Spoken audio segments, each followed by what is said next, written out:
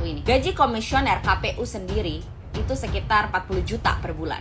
Ditambah rumah dinas, mobil, perjalanan dinas, fasilitas komisioner KPU bisa tembus 100 juta per bulan. Artinya KPU sudah memakan uang rakyat jutaan bahkan miliaran untuk membuat peraturan abal-abal.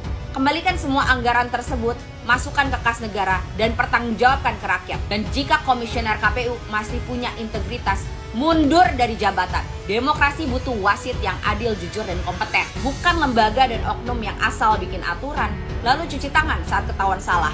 Aturan ngawur dicabut dalam hitungan hari. Kualitas sekelas ini yang harus dibiayai rakyat. Abal. Ini nih orang bodoh, orang dungu, pengong, peyak dijadikan pimpinan sebuah lembaga yang begitu krusial, begitu penting. Saya melihat keputusan ini disambut sukacita, gembira ria, mungkin pesta pora oleh para termul laknatullah ini. Di tengah suasana politik yang lagi panas, di tengah isu ijazah Jokowi, di tengah isu ijazah Gibran yang dipertanyakan asal-usulnya. Nah sekarang kita mau nanya, KPU itu bela kepentingan siapa? Ayo, aneh, rakyat lagi panas kayak begini, dunia lagi bergolak di mana-mana demo, lo sok-sokan berani lo bikin aturannya leneh. Kalau termol ya termol aja lah.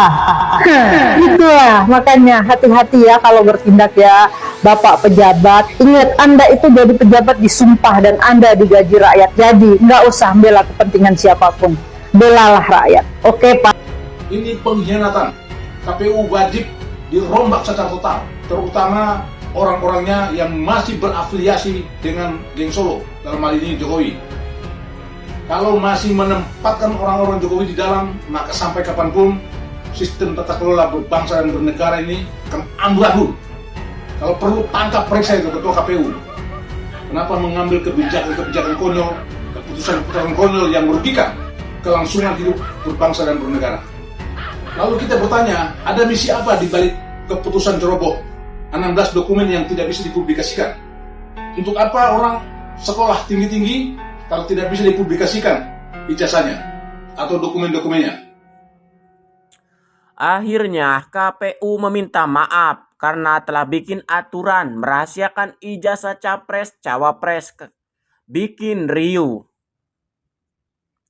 Komisi Pemilihan Umum RI meminta maaf karena keputusan KPU nomor 731 tahun 2025 yang mengecualikan 16 dokumen capres-cawapres untuk dipublikasikan telah membuat keriuhan dan kegaduhan di tengah masyarakat. Ucapan ini langsung disampaikan oleh Ketua KPU RI Apipudin. Kami dari KPU juga mohon maaf atas situasi keriuhan, kegaduhan yang sama sekali tidak ada pretensi sedikit pun di KPU untuk melakukan hal-hal yang dianggap menguntungkan pihak-pihak tertentu, kata Apipudin. Dia mengatakan peraturan yang ini sudah tak berlaku itu, dibuat umum dan tidak memiliki maksud untuk melindungi siapapun. Nah, Apipudin juga menyebut aturan itu dibuat bukan untuk mengatur pemilu 2029 yang masih jauh pelaksanaannya.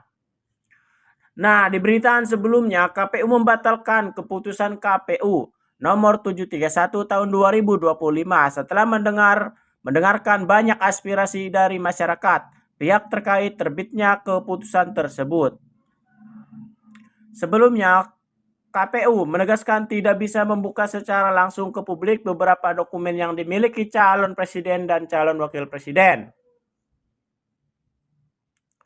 Untuk syarat pendaftaran termasuk ijazah, kecuali yang bersangkutan memberikan persetujuan.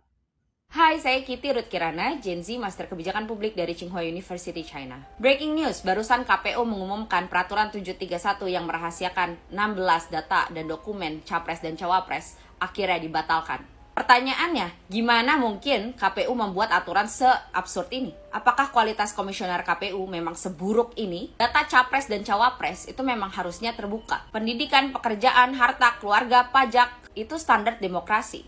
Hak rakyat yang paling mendasar untuk bisa memilih pemimpin yang amanah dan kompeten. Tapi tiba-tiba Di 2025, saat rakyat sedang demo, KPU bikin peraturan 731 yang merahasiakan data capres dan cawapres. Itu bukan hanya ngawur, itu pelecehan terhadap akal sehat rakyat. Untungnya suara rakyat lantang. Untungnya publik menekan habis-habisan. Hari ini akhirnya KPU membatalkan peraturan 731 tersebut. Tapi apakah kita puas? Tentu tidak. Fakta bahwa peraturan 731 bisa lahir saja, itu sudah membuktikan bahwa komisioner KPU tidak kompeten. Kalau otaknya bisa kepikiran membuat aturan sejelek ini, bagaimana kita bisa percaya bahwa mereka akan menjalankan pemilu yang adil dan jujur? Kalau hal yang merugikan rakyat segamblang ini bisa lolos, siapa bisa jamin bahwa kecurangan lain tidak sedang disiapkan? Oleh karena itu, rakyat menuntut KPU wajib mengembalikan semua anggaran yang dipakai untuk membuat peraturan 731 ini. Semua biaya operasional, perjalanan dinas, SDM yang dipakai untuk menggolkan peraturan 731 ini. Gaji komisioner KPU sendiri itu sekitar 40 juta per bulan. Ditambah rumah dinas, mobil, perjalanan dinas, fasilitas komisioner KPU bisa tembus 100 juta per bulan. Artinya KPU sudah memakan uang rakyat, jutaan bahkan miliaran untuk membuat peraturan abal-abal. Kembalikan semua anggaran tersebut, masukkan ke kas negara, dan pertanggungjawabkan ke rakyat. Dan jika komisioner KPU masih punya integritas, mundur dari jabatan. Demokrasi butuh wasit yang adil, jujur, dan kompeten. Bukan lembaga dan oknum yang asal bikin aturan, lalu cuci tangan saat ketahuan salah. Aturan ngawur dicabut dalam hitungan hari. Kualitas sekelas ini yang harus dibiayai rakyat. Abal-abal. Dan jangan lupa, Presiden Joko Widodo dan DPR Komisi 2 lah yang memilih komisioner KPU ini. Sekarang terbukti, pilihan mereka merugikan rakyat. Oleh karena itu, pertanggungjawabkan. Hentikan pejabat yang cuma numpang hidup dari uang rakyat, tapi tidak kompeten dan tidak punya integritas. Kalau KPU tidak bisa dipercaya, pemilu pun tidak akan bisa dipercaya. Hari ini, 16 data vital calon mau ditutup. Besok, apalagi yang mereka berani sembunyikan. Rakyat harus bersuara. Presiden Prabowo dan DPR Komisi 2 wajib bertindak. KPU harus dibersihkan atau diganti total. Lagi-lagi Komisi Pemilihan Umum atau KPU yang kinerjanya begitu buruk mengambil satu langkah ceroboh. Surat keputusan KPU nomor 731 2025 yang ditandatangani oleh Ketua KPU tanggal 21 Agustus 2025. Tentang 16 dokumen calon presiden dan calon wakil presiden yang tidak bisa dipublikasikan. Ini pengkhianatan. KPU wajib dirombak secara total, terutama orang-orangnya yang masih berafiliasi dengan geng Solo, dalam hal ini Jokowi. Kalau masih menempatkan orang-orang Jokowi di dalam, maka sampai kapanpun sistem tata kelola berbangsa dan bernegara ini akan amburadul. Kalau perlu tangkap periksa itu Ketua KPU. Kenapa mengambil kebijakan-kebijakan konyol, keputusan-keputusan konyol yang merugikan kelangsungan hidup berbangsa dan bernegara. Lalu kita bertanya, ada misi apa di balik keputusan ceroboh 16 dokumen yang tidak bisa dipublikasikan? Untuk apa orang sekolah tinggi-tinggi kalau tidak bisa dipublikasikan ijazahnya atau dokumen-dokumennya? Ngapain orang melamar pekerjaan harus menggunakan CV? Mau masuk tentara, mau masuk polisi, mau masuk ASN, harus mengirimkan CV yang jelas, yang asli.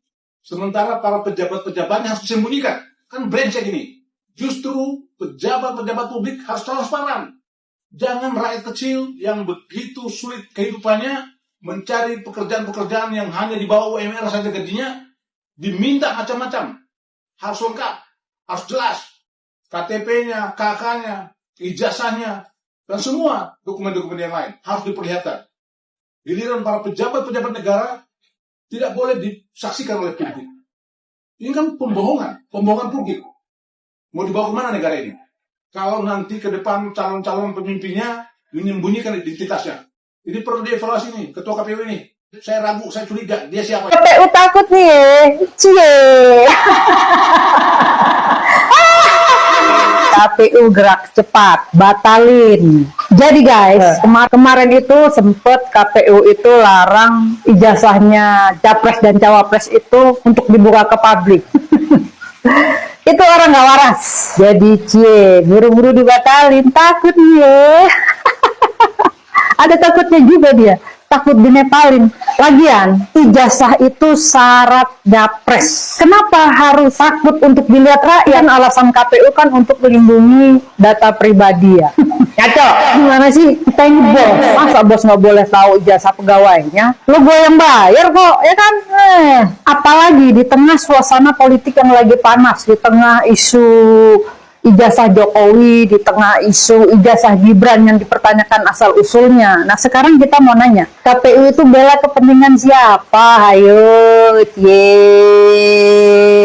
aneh, rakyat lagi panas kayak begini, dunia lagi bergolak di mana-mana demo, lo sok-sokan berani lo bikin aturannya leneh. Kalau termol ya termol aja lah.